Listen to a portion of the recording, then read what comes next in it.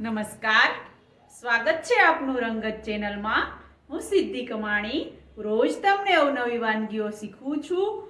જો તમને મારી વાનગી પસંદ આવતી હોય તો તમે મારી ચેનલને સબસ્ક્રાઇબ કરો, મારા વિડીયોને લાઈક કરો અને તમારા ફ્રેન્ડ સર્કલમાં મારા વિડીયો શેર કરો.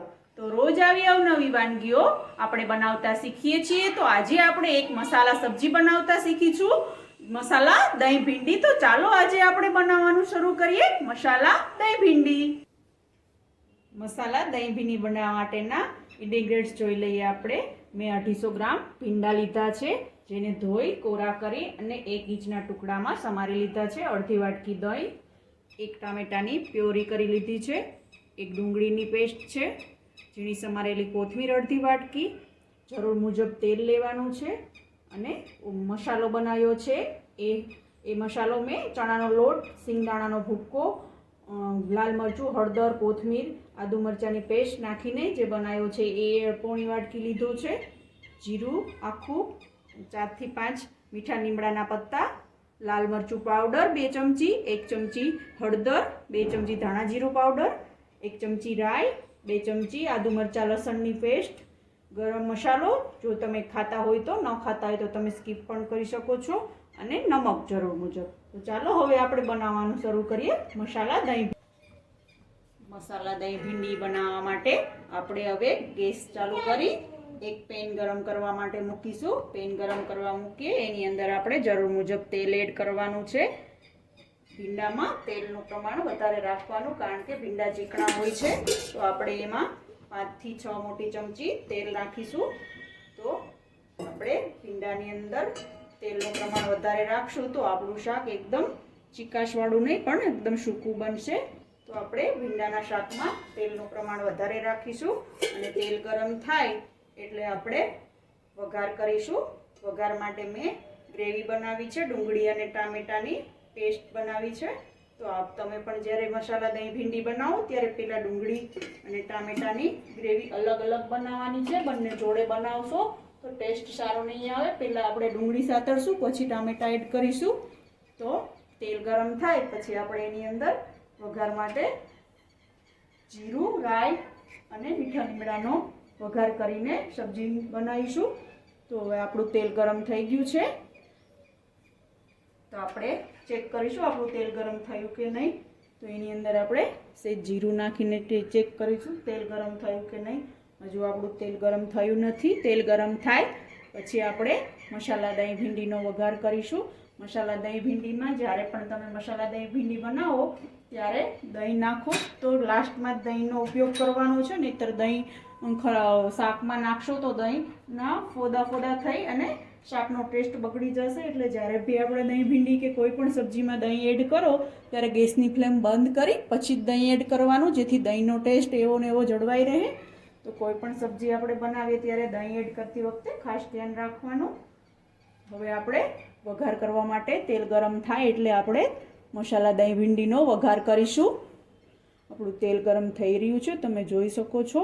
જો તમને મારી આ રેસીપી ગમતી હોય તો તમે મારી ચેનલને સબસ્ક્રાઈબ કરો, મારા વિડીયોને લાઈક કરો અને તમારા ફ્રેન્ડ સર્કલમાં જરૂરથી મારા વિડીયો શેર કરો, જેથી મને પણ મોટિવેશન મળી રહે.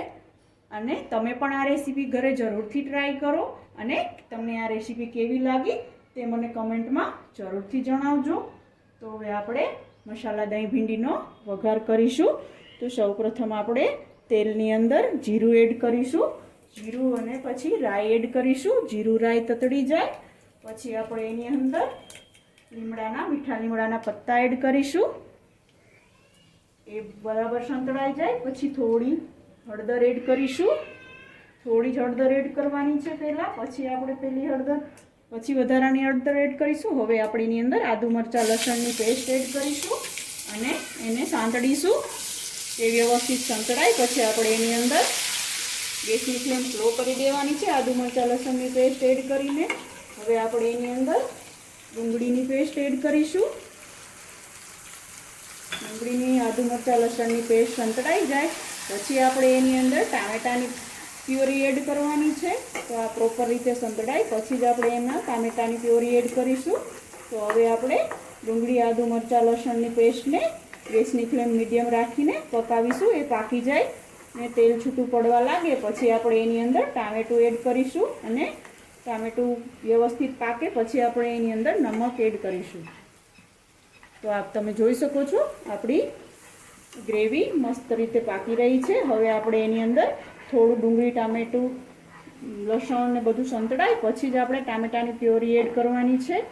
તો હવે આપણે તમે જોઈ શકો છો ગ્રેવી પાકી રહી છે. તો આપણે એની અંદર ટામેટાની પ્યોરી એડ કરીશું અને મીડિયમ ફ્લેમ રાખી અને પકવવા માટે રહેવા દેશું ઢાંકણ ઢાંકીને.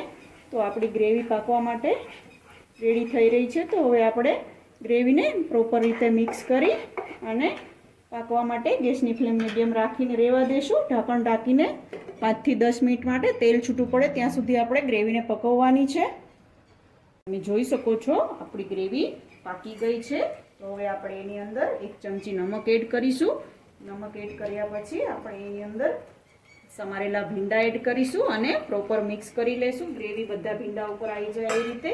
તો હવે આપણે ભીંડાને ગ્રેવીમાં મિક્સ કરી અને 10 મિનિટ માટે ગેસની ફ્લેમ મીડિયમ રાખીને પકવવા માટે રાખી દઈશું. બરાબર મિક્સ થઈ જાય ગ્રેવી બધા ભીંડામાં લાગી જાય પછી આપણે બધા જ ભીંડાને 10 મિનિટ માટે ગેસની ફ્લેમ મીડિયમ રાખી અને પકવવાના છે અને વચ્ચે વચ્ચે એને હલાવતા રહેવાનું છે જેથી તળિયે ચોટે નહીં ભીંડો. એટલા માટે આપણે વચ્ચે વચ્ચે ગેસની ફ્લેમ મીડિયમ રાખીને ભીંડાનું સબ્જી પાકતું હોય ત્યારે હલાવતા રહેવાનું છે. તો હવે આપણે એને ઢાંકણ ઢાંકી 10 મિનિટ માટે પકવવા માટે રાખી દઈશું. મસાલા દહીં ભીંડી વચ્ચે વચ્ચે ચેક કરું છું. તો આપણે ચેક કરીશું ભીંડીનું ભીંડી કેટલી પાકી છે અને તો એકદમ મસ્ત કલર આવ્યો છે. તમે ગ્રેવીમાં વઘાર કરતી વખતે હળદર એડ કરો તો કોઈ પણ સબ્જી ગ્રીન સબ્જી બનાવો ત્યારે તો ગ્રીન સબ્જીનો કલર એવો ને એવો જળવાઈ રહે છે. એટલા માટે કોઈ પણ ગ્રેવી વઘાર કરો ત્યારે તમારે એની અંદર હળદર એડ કરી અને વઘાર કરવાનો જેથી આપણી સબ્જીનો કલર ગ્રીન જ રહે. તો આપણી ભીંડી પાકી રહી છે. હજુ 5 મિનિટ પછી રેડી થશે. તો આપણે હજુ 5 મિનિટ એને ઢાંકણ ઢાંકી પકવવા દઈશું. હવે આપણે ચેક કરી લઈશું આપણું સબ્જી પાકી રહ્યું છે તો પાકી ગયું છે કે નહીં તે. તો હવે આપણે ચમચા વડે ચેક કરીશું આપણો ભીંડો પ્રોપર રીતે પાક્યો કે નહીં. આપણો ભીંડો પાકીને રેડી થઈ ગયો છે. તો હવે આપણે એની અંદર ધાણા જીરું એડ કરીશું 2 ચમચી, હળદર એડ કરીશું અડધી ચમચી, 2 ચમચી લાલ મરચું પાવડર એડ કરી બધું બરાબર મિક્સ કરી લઈએ એટલે સબ્જીનો કલર મસ્ત આવી જાય. થોડીવાર બધો મસાલો મિક્સ થાય પછી થોડીવાર માટે ઢાંકીને પકાવીશું અને પછી આપણે એની અંદર મસાલો એડ કરીશું અને મસાલો વ્યવસ્થિત રીતે મિક્સ થઈ જાય પછી ગેસની ફ્લેમ બંધ કરી અને આપણે દહીં એડ કરીશું. તો હવે આપણું લાલ મરચું, ધાણા જીરું અને હળદર પ્રોપર રીતે મિક્સ થઈ ગયા છે. આપણો સબ્જીનો કલર મસ્ત થઈ ગયો છે. તો હવે આપણે એની અંદર જે મસાલો મેં બનાવ્યો છે ચણાનો લોટ, સિંગદાણાનો ભૂક્કો, આદુ મરચાંની પેસ્ટ, કોથમીર એ એડ કરી અને બરાબર રીતે મિક્સ કરી લઈએ. તો આ મસાલો મિક્સ કરીએ ત્યારે ગેસની ફ્લેમ સ્લો કરી દેવાની છે નહીંતર મસાલો તળીએ ચોટી જશે અને સબ્જીનો ટેસ્ટ ખરાબ થઈ જશે. તો જ્યારે બી મસાલો એડ કરો ત્યારે ગેસની ફ્લેમ સ્લો કરીને જ એડ કરવાનો. તમે જોઈ શકો છો આપણો બધો જ મસાલો મસ્ત રીતે મિક્સ થઈ અને સબ્જી આપણું રેડી થઈ ગયું છે. તો હવે આપણે એને 2 મિનિટ માટે ઢાંકીને મસાલો પાકે ત્યાં સુધી રહેવા દેશું અને પછી ગેસની ફ્લેમ બંધ કરી અને દહીં એડ કરીને સર્વ કરવા માટે લઈ લેશું. તો હવે આપણે એને 1 થી 2 મિનિટ માટે ગેસની ફ્લેમ સ્લો રાખીને પકાવીશું. સબ્જીમાં મસાલો વ્યવસ્થિત રીતે એડ થઈને મિક્સ થઈ ગયો છે. તો હવે આપણે ગેસની ફ્લેમ બંધ કરી દઈશું અને ઢાંકણ ખોલી અને આપણે એની અંદર દહીં એડ કરી અને મિક્સ કરી અને આપણે સર્વ કરીશું કોથમીર અને દહીં નાખીને.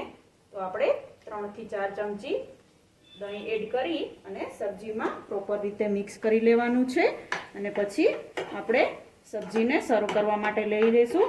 આ સબ્જી તમે પરોઠા સાથે, રોટલી સાથે, ભાખરી સાથે બધા સાથે ખાશો બહુ જ ટેસ્ટી લાગશે. તો તમને મારી આ રેસીપી ગમી હોય તો તમે મારી ચેનલને સબસ્ક્રાઈબ કરો, મારા વિડીયોને લાઈક કરો અને શેર કરો. તો હવે આપણું સબ્જી રેડી છે. તો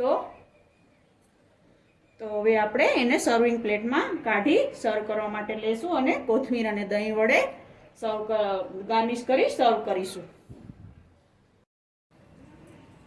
તો તૈયાર છે ખાવામાં ખૂબ જ ટેસ્ટી એવું મસાલા દહીં ભીંડી.